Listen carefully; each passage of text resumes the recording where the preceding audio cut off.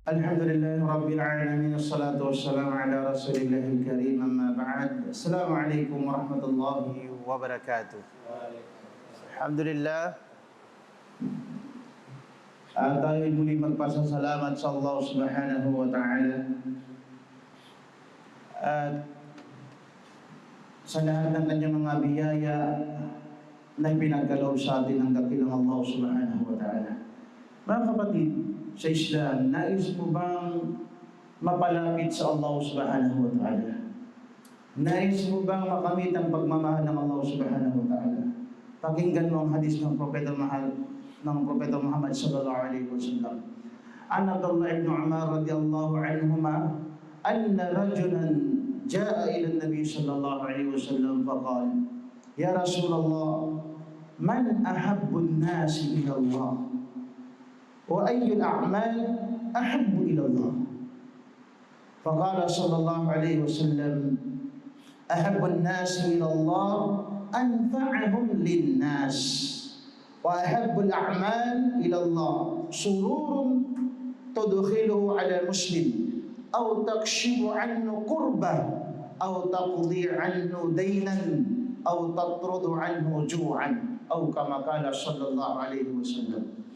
Sinabi ng mahal na sugo nang dumating ang isang lalaki at nagtanong sa kanya.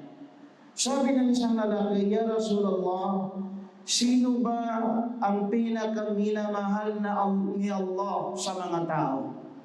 Sino ang pinakaminamahal ni Allah sa mga tao?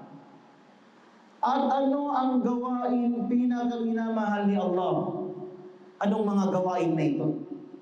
Sabi ng mahal na sugo, ang pinakaminamahal ni Allah sa mga tao ay yung mga taong kapakipakinabang sa mga tao, sa mga kapwa niya. Yun ang tao na pinakamamahal na Allah, yung mga taong kapakipakinabang sa kanyang kapwa na tao, ay palagi siyang tumutulong sa mga kapwa niya.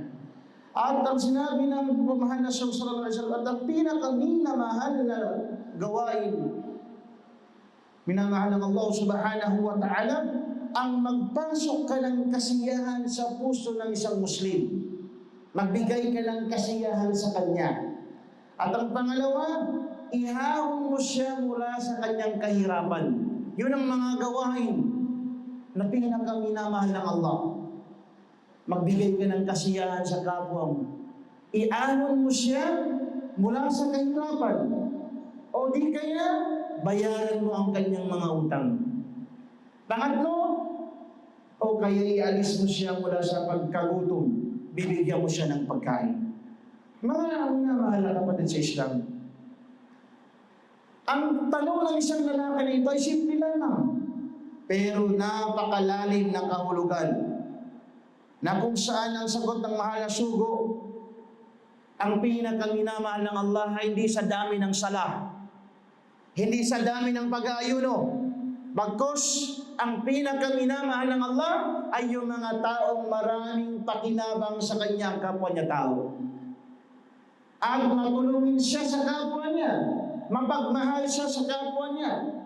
Kasi yung mga taong nahihirapan, pag natulungan mo, lalo na yung mga taong may problemang mabibigat na dinadala, at natulungan mo, gagaan ang kanyang pakiramdam.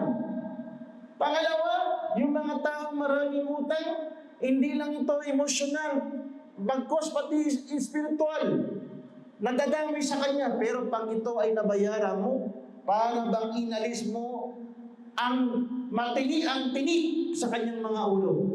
Lalo na yung mga taong nagugutom pag nabigyan mo ng pagkain, sila ay magiging masaya. Ito yung mga gawain na pinakaminamahal ng Allah subhanahu wa ta'ala. Nanaway insyaAllah, sikapin natin gawin ang mga bagay na ito sa ating mga maabot na kakaya.